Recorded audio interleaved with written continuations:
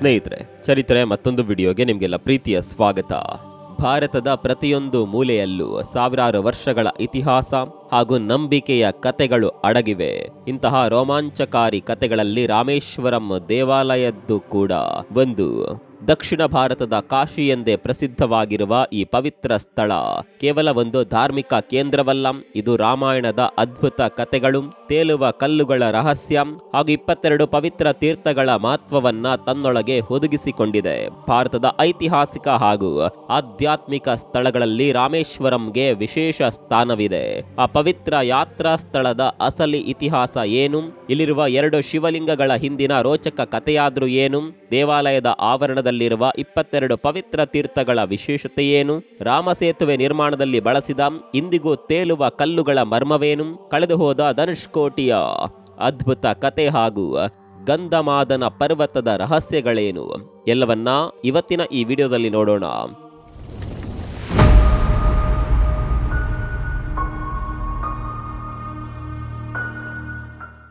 ಸ್ನೇಹಿತರೆ, ದಕ್ಷಿಣ ಭಾರತದ ಕಾಶಿ ಎಂದೇ ಪ್ರಸಿದ್ಧವಾಗಿರುವ ರಾಮೇಶ್ವರಂ ಭಾರತದ 4 ಪ್ರಮುಖ ಯಾತ್ರಾ ಸ್ಥಳಗಳಲ್ಲಿ ಒಂದಾಗಿದೆ. ಇಲ್ಲಿ ಪ್ರತಿಷ್ಠಾಪಿಸಲಾದ ಶಿವಲಿಂಗವು 12 ಜ್ಯೋತಿರ್ಲಿಂಗಗಳಲ್ಲಿ ಒಂದಾಗಿದ್ದು ಈ ಸ್ಥಳಕ್ಕೆ ಮತ್ತಷ್ಟು ಪಾವಿತ್ರ್ಯತೆಯನ್ನ ತಂದಿದೆ. ರಾಮೇಶ್ವರಂ ದೇವಾಲಯ ಕೇವಲ ಒಂದು ಕಟ್ಟಡವಲ್ಲ, ಅದು ಧರ್ಮ ಹಾಗೂ ನಂಬಿಕೆಯ ಜೀವಂತ ಸಂಕೇತ. ಇಲ್ಲಿ ಗಂಗಾ ಜಲದಿಂದ ಶಿವನಿಗೆ ಅಭಿಷೇಕ ಮಾಡಿದರೆ ಭಕ್ತರ ಎಲ್ಲಾ ಮನೋಕಾಮನೆಗಳು ಈಡೇರುತ್ತವೆ ಅನ್ನುವ ಬಲವಾದ ನಂಬಿಕೆ ಇದೆ. 15 ಎಕರೆ ವಿಸ್ತೀರ್ಣದಲ್ಲಿ ಹರಡಿಕೊಂಡಿರುವ ಈ ಭವ್ಯ ದೇವಾಲಯವು ತನ್ನ ಬೃಹತ್ ಕಲ್ಲಿನ ಗೋಡೆಗಳು ಹಾಗೂ 40 ಮೀಟರ್ ಎತ್ತರದ ಗಗನಚುಂಬಿ ಪ್ರವೇಶ ದ್ವಾರದಿಂದಲೇ ಭಕ್ತರನ್ನ ಮಂತ್ರ ಮುಗ್ಧಗೊಳಿಸುತ್ತದೆ. ಪುರಾಣಗಳ ಪ್ರಕಾರ ಶ್ರೀರಾಮನು ಇದೇ ಸ್ಥಳದಿಂದ ಸಮುದ್ರ ದಾಟಿ ಲಂಕೆಗೆ ಪಯಣಿಸಿದನು. ದೇವಾಲಯದಿಂದ ಕೇವಲ 20 ಕಿಲೋಮೀಟರ್ ದೂರದಲ್ಲಿರುವ ಧನುಷ್ಕೋಟಿಯಲ್ಲಿ ರಾಮ ಸೇತು ನಿರ್ಮಾಣವಾಯಿತು ಅಂತ ನಂಬಲಾಗಿದೆ. ಸ್ನೇಹಿತರೆ, ರಾಮೇಶ್ವರಂ ದೇವಾಲಯದ ಪ್ರಮುಖ ಆಕರ್ಷಣೆ ಎಂದರೆ ಇಲ್ಲಿರುವ 2 ಶಿವಲಿಂಗಗಳು. ಇದು ದೇವಾಲಯಕ್ಕೆ ಇನ್ನಷ್ಟು ನಿಗೂಢತೆಯನ್ನ ಸೇರಿಸುತ್ತವೆ.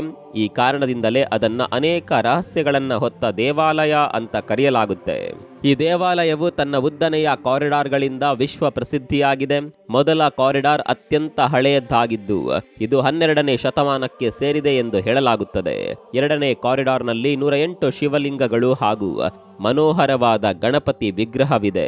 ಆದರೆ 3ನೇ ಕಾರಿಡಾರ್ ಅತ್ಯಂತ ಪ್ರಸಿದ್ಧ. ಇದು 1212 ಕಲ್ಲಿನ ಸ್ತಂಭಗಳನ್ನು ಹೊಂದಿರುವ ವಿಶ್ವದ ಅತಿ ಉದ್ದದ ಸ್ತಂಭ ಮಂಟಪವಾಗಿದೆ.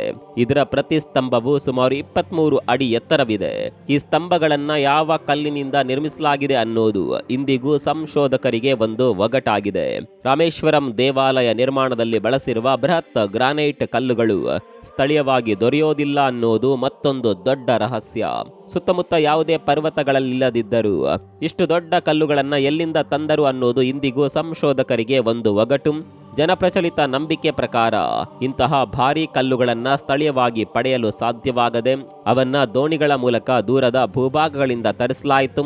ಸ್ನೇಹಿತರೆ, ರಾಮೇಶ್ವರಂ ದೇವಾಲಯವು ದ್ರಾವಿಡ ಶೈಲಿಯ ವಾಸ್ತುಶಿಲ್ಪಕ್ಕೆ ಒಂದು ಉತ್ತಮ ಉದಾಹರಣೆ. ಇದರ ನಿರ್ಮಾಣವು ಪಾಂಡ್ಯ ವಂಶದ ಕಾಲದಲ್ಲಿ ಪ್ರಾರಂಭವಾಗಿ ಕ್ರಿಸ್ತಶಕ 1608ರಲ್ಲಿ ಶ್ರೀಲಂಕಾದ ಜಾಫ್ನಾದ ತಮಿಳು ರಾಜರಿಂದ ಪುನರ್ ನಿರ್ಮಿಸಲ್ಪಟ್ಟಿತು. ದೇವಾಲಯದ ಕಾರಿಡಾರ್ಗಳ ಗೋಡೆಗಳ ಮೇಲೆ ಹಿಂದೂ ದೇವರುಗಳು ಹಾಗೂ ಪೌರಾಣಿಕ ಕಥೆಗಳನ್ನ ಅದ್ಭುತವಾಗಿ ಕೆತ್ತಲಾಗಿದೆ. ಇಲ್ಲಿನ ಪ್ರತಿಯೊಂದು ಶಿಲ್ಪವು ಒಂದೊಂದು ಕಥೆಯನ್ನ ಹೇಳುವಂತೆ ಭಾಸವಾಗುತ್ತದೆ. ರಾಮೇಶ್ವರಂನಲ್ಲಿರುವ ಶಿವಲಿಂಗವು 12 ಜ್ಯೋತಿರ್ಲಿಂಗಗಳಲ್ಲಿ ಒಂದಾಗಿದೆ. ಇದರ ಬಗ್ಗೆ ಶಿವಪುರಾಣ ಹಾಗೂ ಸ್ಕಂದ ಪುರಾಣಗಳಲ್ಲಿ ಉಲ್ಲೇಖವಿದೆ. ಒಂದು ಪುರಾಣಗಳ ಪ್ರಕಾರ ರಾವಣನನ್ನ ಸಂಹರಿಸಿದ ನಂತರ ಶ್ರೀರಾಮನು ಈ ಸ್ಥಳಕ್ಕೆ ಬಂದು ತನ್ನ ಕೈಗಳಿಂದ ಜ್ಯೋತಿರ್ಲಿಂಗವನ್ನ ಪ್ರತಿಷ್ಠಾಪಿಸಿದನು. ಸೀತಾದೇವಿಯೊಂದಿಗೆ ಇಲ್ಲಿ ಮಹಾದೇವನಿಗೆ ಪೂಜೆ ಸಲ್ಲಿಸಿದ ಕಾರಣ ಈ ಸ್ಥಳಕ್ಕೆ ರಾಮೇಶ್ವರಂ ಅನ್ನುವ ಹೆಸರು ಬಂದಿತು. ರಾವಣನನ್ನ ಸಂಹರಿಸಿದ ಬಳಿಕ ಬ್ರಾಹ್ಮಣನನ್ನ ಕೊಂದ ಕಾರಣ ತನಗೆ ಬ್ರಹ್ಮಹತ್ಯ ದೋಷ ತಟ್ಟಿದೆ ಅಂತ ಶ್ರೀರಾಮನು ಭಾವಿಸ್ತಾನೆ. ಹಾಗಾಗಿ ಈ ಪಾಪದಿಂದ ಮುಕ್ತಿ ಪಡೆಯಲು ಶಿವನನ್ನ ಆರಾಧಿಸಲು ನಿರ್ಧರಿಸ್ತಾನೆ. ಆ ಸಮಯದಲ್ಲಿ ಆ ದ್ವೀಪದಲ್ಲಿ ಶಿವನ ದೇವಾಲಯ ಇರಲಿಲ್ಲ. ಆದ್ದರಿಂದ ಶ್ರೀರಾಮನು ಹನುಮಂತನನ್ನ ಕೈಲಾಸ ಪರ್ವತಕ್ಕೆ ಕಳುಹಿಸಿ ಅಲ್ಲಿಂದ ಶಿವಲಿಂಗವನ್ನ ತರುವಂತೆ ಕೇಳಿಕೊಂಡನು. ಹನುಮಂತನು ನಿಗದಿತ ಸಮಯಕ್ಕೆ ಮರಳಲು ವಿಫಲನಾದಾಗ ಸೀತಾಮಾತೆ ಸ್ವತಃ ಸಮುದ್ರದ ಮರಳಿನಿಂದ ಶಿವಲಿಂಗವನ್ನ ರೂಪಿಸ್ತಾಳೆ. ಸೀತೆಯ ಭಕ್ತ ಭಕ್ತಿಯಿಂದ ಮೂಡಿದ ಆ ಶಿವಲಿಂಗವನ್ನ ನೋಡಿ ಶ್ರೀರಾಮನು ಆಶ್ಚರ್ಯಚಕಿತನಾದನು. ಜೊತೆಗೆ ತಕ್ಷಣವೇ ಅದನ್ನ ಪ್ರತಿಷ್ಠಾಪಿಸಿ ಪೂಜೆ ಮಾಡ್ತಾನೆ. ನಂತರ ತಡವಾಗಿ ಬಂದ ಹನುಮಂತನು ತಂದಿದ್ದ ಶಿವಲಿಂಗವನ್ನ ಅಷ್ಟೇ ಭಕ್ತಿಯಿಂದ ಅಲ್ಲಿಯೇ ಪ್ರತಿಷ್ಠಾಪಿಸಲಾಯಿತು. ಇದೇ ಕಾರಣಕ್ಕಾಗಿ ರಾಮೇಶ್ವರಂ ದೇವಾಲಯದಲ್ಲಿ 2 ಶಿವಲಿಂಗಗಳಿವೆ. ಮತ್ತೊಂದು ಪುರಾಣಗಳ ಪ್ರಕಾರ ಶ್ರೀರಾಮನು ಲಂಕೆಯಿಂದ ಹಿಂತಿರುಗಿದಾಗ ಮೊದಲು ಗಂಧಮಾದನ ಪರ್ವತದ ಮೇಲೆ ಕಾಲಿಟ್ಟನು. ಅಲ್ಲಿನ ಋಷಿಗಳು ರಾಮನನ್ನ ಸ್ವಾಗತಿಸಿದಾಗ ರಾಮನು ವಿನಯದಿಂದ, ನಾನು ಪುಲತ್ಸ್ಯ ವಂಶದ ಬ್ರಾಹ್ಮಣನಾದ ರಾವಣನನ್ನ ಕೊಂದಿದ್ರಿಂದ ಬ್ರಹ್ಮಹತ್ಯ ದೋಷಕ್ಕೆ ಒಳಗಾಗಿದ್ದೇನೆ, ಇದಕ್ಕೆ ಪರಿಹಾರವೇನು ಅಂತ ಕೇಳ್ತಾನೆ. ಅದಕ್ಕೆ ಋಷಿಗಳು, ಓ ರಾಮ, ಮಹಾದೇವನನ್ನ ಆರಾಧಿಸು, ಶಿವನ ಆರಾಧನೆಯಿಂದ ಮಾತ್ರ ಈ ಪಾಪದಿಂದ ಮುಕ್ತಿ ಪಡೆಯಲು ಸಾಧ್ಯ ಎಂದು ಹೇಳ್ತಾರೆ. ಶ್ರೀರಾಮನು ಬ್ರಹ್ಮಹತ್ಯ ದೋಷದಿಂದ ಮುಕ್ತಿ ಪಡೆಯಲು ಶ್ರೀರಾಮನು ಋಷಿಗಳ ಸಲಹೆಯಂತೆ ಶಿವಲಿಂಗವನ್ನ ಪ್ರತಿಷ್ಠಾಪಿಸಲು ನಿರ್ಧರಿಸ್ತಾರೆ. ಈ ಕಾರ್ಯಕ್ಕಾಗಿ ವೀರ ಹನುಮಂತನನ್ನ ಕೈಲಾಸ ಪರ್ವತಕ್ಕೆ ಕಳುಹಿಸಿ ಅಲ್ಲಿಂದ ಶಿವಲಿಂಗವನ್ನ ತರುವಂತೆ ಆಜ್ಞಾಪಿಸಿದನು. ಕ್ಷಿಪ್ರವಾಗಿ ಕೈಲಾಸಕ್ಕೋದ ಹನುಮಂತನಿಗೆ ಅಲ್ಲಿ ಶಿವನ ದರ್ಶನ ಸಿಗ್ಲಿಲ್ಲ. ಬರಿಗೈಯಲ್ಲಿ ಹಿಂದಿರುಗುವುದು ತನ್ನ ಪ್ರಭುವಿಗೆ ಅವಮಾನವೆಂದು ಭಾವಿಸಿದ ಹನುಮಂತ ಶಿವನ ದರ್ಶನವಾಗುವವರೆಗೂ ತೀವ್ರ ತಪಸ್ಸು ಮಾಡಿದನು. ಅವನ ತಪಸ್ಸಿಗೆ ಮೆಚ್ಚಿದ ಶಿವನು ಪ್ರತ್ಯಕ್ಷನಾಗಿ ಸ್ವತಃ ಒಂದು ಶಿವಲಿಂಗವನ್ನ ಹನುಮಂತನಿಗೆ ದಯಪಾಲಿಸಿದನು. ಆದರೆ ಹನುಮಂತನು ಹಿಂದಿರುಗುವಷ್ಟರಲ್ಲಿ ಶುಭ ಮುಹೂರ್ತವು ಹತ್ತಿರ ಬಂದಿತ್ತು. ಸಮಯಕ್ಕೆ ಸರಿಯಾಗಿ ಪೂಜೆ ನೆರವೇರಿಸಲು ಸೀತಾಮಾತೆಯು ಸಮುದ್ರದ ಮರಳಿನಿಂದ ಶಿವಲಿಂಗವನ್ನ ರೂಪಿಸಿದಳು. ಶ್ರೀರಾಮನು ಆ ಲಿಂಗವನ್ನ ಪ್ರತಿಷ್ಠಾಪಿಸಿ ಪೂಜಿಸ್ತಾನೆ. ಹನುಮಂತನು ತಂದುಕೊಟ್ಟ ಲಿಂಗವನ್ನ ಅದೇ ಸ್ಥಳದಲ್ಲಿ ಪ್ರತಿಷ್ಠಾಪಿಸಲಾಯಿತು. ಇದೇ ಕಾರಣಕ್ಕೆ ರಾಮೇಶ್ವರಂನಲ್ಲಿ 2 ಶಿವಲಿಂಗಗಳು ಇವೆ ಅನ್ನುವ ಕತೆ ಪ್ರಚಲಿತದಲ್ಲಿದೆ. ಸ್ನೇಹಿತರೆ, ರಾಮೇಶ್ವರಂ ದೇವಾಲಯದ ಮತ್ತೊಂದು ವಿಶೇಷತೆ ಎಂದರೆ ಇಲ್ಲಿರುವ 22 ತೀರ್ಥಗಳು. ಈ ಪ್ರತಿಯೊಂದು ತೀರ್ಥಕ್ಕೂ ತನ್ನದೇ ಆದ ಪೌರಾಣಿಕ ಹಿನ್ನೆಲೆ, ಆಧ್ಯಾತ್ಮಿಕ ಶಕ್ತಿ ಹಾಗೂ ನಂಬಿಕೆಗಳಿವೆ. ಪ್ರತಿ ವರ್ಷ ಪ್ರಪಂಚದಾದ್ಯಂತ ಲಕ್ಷಾಂತರ ಯಾತ್ರಿಕರು ಈ ಪವಿತ್ರ ತೀರ್ಥಗಳಲ್ಲಿ ಸ್ನಾನ ಮಾಡಲು ಬರ್ತಾರೆ. ಈ ತೀರ್ಥಗಳಲ್ಲಿ ಸ್ನಾನ ಮಾಡಿದ್ರೆ ಜೀವನದ ಎಲ್ಲಾ ಪಾಪಗಳು ನಿವಾರಣೆಯಾಗಿ ಆಧ್ಯಾತ್ಮಿಕ ಶುದ್ಧೀಕರಣವಾಗುತ್ತದೆ ಅನ್ನೋದು ಭಕ್ತರ ಆಳವಾದ ನಂಬಿಕೆ. ಈ ತೀರ್ಥಗಳು ಕೇವಲ ನೀರಿನ ಮೂಲಗಳಲ್ಲ, ಅವು ಪವಿತ್ರತೆಯ ಸಂಕೇತವಾಗಿವೆ. ಇಲ್ಲಿನ ಪದ್ಧತಿಯ ಪ್ರಕಾರ ಪ್ರತಿ ಯಾತ್ರಿಕನು ಬೆಳಗ್ಗೆ ದರ್ಶನಕ್ಕೆ ಮೊದಲು 22 ತೀರ್ಥ ಕುಂಡಗಳಲ್ಲಿ ಸ್ನಾನ ಮಾಡಬೇಕು. ಈ ಪವಿತ್ರ ಸ್ನಾನವು ಪಾಪಗಳನ್ನ ತೊಳೆದು ಹಾಕಿ ದೈವಿಕ ಅನುಗ್ರಹವನ್ನ ತರುತ್ತದೆ ಅನ್ನೋದು ನಂಬಿಕೆ. ಮೊದಲು ಎಲ್ಲರೂ ದೇವಾಲಯದ ಸಮೀಪವಿರುವ ಅಗ್ನಿ ತೀರ್ಥದಲ್ಲಿ ಸ್ನಾನ ಮಾಡಿದ ನಂತರವೇ ದೇವಾಲಯದ ಒಳಗೆ ಪ್ರವೇಶಿಸುತ್ತಾರೆ. ರಾಮೇಶ್ವರಂನಿಂದ ಕೆಲವೇ ಕಿಲೋಮೀಟರ್ ದೂರದಲ್ಲಿರುವ ಧನುಷ್ಕೋಟಿ ಈಗ ಶಾಂತವಾಗಿದ್ದರು.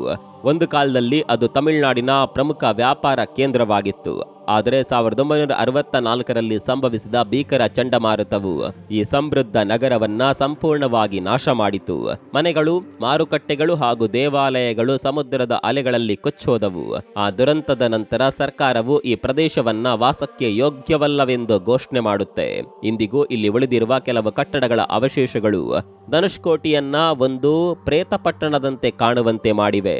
ಇಲ್ಲಿ ಯಾರು ವಾಸ ಮಾಡದೇ ಇದ್ರೂ ಅದರ ಐತಿಹಾಸಿಕ ಮಹತ್ವ ಹಾಗೂ ನಿಗೂಢತೆಯ ಕಾರಣಕ್ಕೆ ಇದು ಪ್ರವಾಸಿಗರ ಪ್ರಮುಖ ಆಕರ್ಷಣೆಯಾಗಿದೆ. ರಾಮೇಶ್ವರಂಗೆ ಭೇಟಿ ನೀಡುವ ಬಹುತೇಕ ಯಾತ್ರಾರ್ಥಿಗಳು ಧನುಷ್ಕೋಟಿಗೂ ಭೇಟಿ ನೀಡುತ್ತಾರೆ. ಇದರ ಹಿಂದೆ ಒಂದು ಪ್ರಮುಖ ಪೌರಾಣಿಕ ಕತೆ ಅಡಗಿದೆ. ಶ್ರೀರಾಮನು ರಾವಣನನ್ನ ಸೋಲಿಸಿ ವಿಜಯಶಾಲಿಯಾಗಿ ಲಂಕೆಯಿಂದ ಹಿಂದಿರುಗುವಾಗ ವಿಭೀಷಣನ ಕೋರಿಕೆಯ ಮೇರೆಗೆ ತನ್ನ ಬಿಲ್ಲನ್ನ ಬಳಸಿ ರಾಮಸೇತುವನ್ನ ತುಂಡರಿಸಿದನು. ಮುಂದಿನ ಪೀಳಿಗೆಯವರಿಗೆ ಲಂಕೆ ತಲುಪಲು ಸುಲಭವಾಗಬಾರದು ಅಂತ ಈ ಸೇತುವನ್ನ ನಾಶ ಮಾಡಿದನು. ಈ ಕಾರಣದಿಂದಲೇ ಆ ಸ್ಥಳಕ್ಕೆ ಧನುಷ್ಕೋಟಿ ಅಂದರೆ ಧನುಷ್ಸಿನ ತುದಿ ಅನ್ನುವ ಹೆಸರು ಬಂತು. ಸ್ನೇಹಿತರೆ, ರಾಮೇಶ್ವರಂನ ಅತ್ಯಂತ ದೊಡ್ಡ ಅದ್ಭುತಗಳಲ್ಲಿ ಒಂದೆಂದರೆ ಇಲ್ಲಿ ಕಾಣಸಿಗುವ ತೇಲುವ ಕಲ್ಲುಗಳು. ಪುರಾಣಗಳ ಪ್ರಕಾರ ರಾಮಸೇತು ನಿರ್ಮಾಣಕ್ಕೆ ಇದೇ ಕಲ್ಲುಗಳನ್ನು ಬಳಸಲಾಗಿದೆ. ಸಾಮಾನ್ಯವಾಗಿ ಕಲ್ಲುಗಳು ನೀರಿನಲ್ಲಿ ಮುಳುಗುತ್ತವೆ, ಆದರೆ ಈ ಕಲ್ಲುಗಳು ನೀರಿನ ಮೇಲೆ ತೇಲುತ್ತವೆ. ವಿಜ್ಞಾನಿಗಳು ಇದಕ್ಕೆ ವಿವಿಧ ಸಿದ್ಧಾಂತಗಳನ್ನ ನೀಡಿದ್ರು. ಈ ಕಲ್ಲುಗಳು ವಾಸ್ತವವಾಗಿ ತೇಲೋದನ್ನ ಇಲ್ಲಿ ಕಣ್ಣಾರೆ ನೋಡಬಹುದು. ಇದು ದೈವಿಕ ಪವಾಡವೇ ಅಥವಾ ವಿಜ್ಞಾನವೇ? ಇದು ಇಂದಿಗೂ ಅನೇಕರಿಗೆ ಒಂದು ಒಗಟಾಗಿದೆ. ರಾಮೇಶ್ವರಂ ದೇವಾಲಯದಿಂದ ಕೇವಲ 2 ಕಿಲೋಮೀಟರ್ ದೂರದಲ್ಲಿರುವ ಪಂಚಮುಖಿ ಹನುಮಂತ ದೇವಾಲಯವು ಇನ್ನೊಂದು ಪವಿತ್ರ ಸ್ಥಳವಾಗಿದೆ. ಇಲ್ಲಿ ಹನುಮಂತನು ಪಂಚಮುಖ ರೂಪದಲ್ಲಿ ದರ್ಶನ ನೀಡುತ್ತಾನೆ. ಈ 5 ಮುಖಗಳು ಹೀಗಿವೆ: ಹನುಮ, ನರಸಿಂಹ, ಗರುಡ, ವರಾಹ, ಹಯಗ್ರೀವ. ಈ ಪಂಚಮುಖ ರೂಪವು ಹನುಮಂತನ ಅಸಾಧಾರಣ ಶಕ್ತಿ, ಶ್ರೀರಾಮನ ಮೇಲಿನ ಆಳವಾದ ಭಕ್ತಿ ಹಾಗೂ ರಕ್ಷಣಾಶೀಲ ಸ್ವಭಾವವನ್ನ ಪ್ರತಿನಿಧಿಸುತ್ತದೆ. ಈ ಸ್ಥಳವು ಭಕ್ತರಿಗೆ ವಿಶೇಷ ಆಧ್ಯಾತ್ಮಿಕ ಅನುಭವವನ್ನ ನೀಡುತ್ತದೆ. ರಾಮೇಶ್ವರಂ ದೇವಾಲಯದ ಒಳಗೆ ಅಡಗಿರುವ ಒಂದು ಅಪೂರ್ವ ರಹಸ್ಯ ಹೆಚ್ಚಿನ ಜನರಿಗೆ ತಿಳಿದಿಲ್ಲ. ಗರ್ಭಗುಡಿಯೊಳಗೆ ಇರುವ ಒಂದು ಅಮೂಲ್ಯ ರತ್ನವೇ ಆ ರಹಸ್ಯ.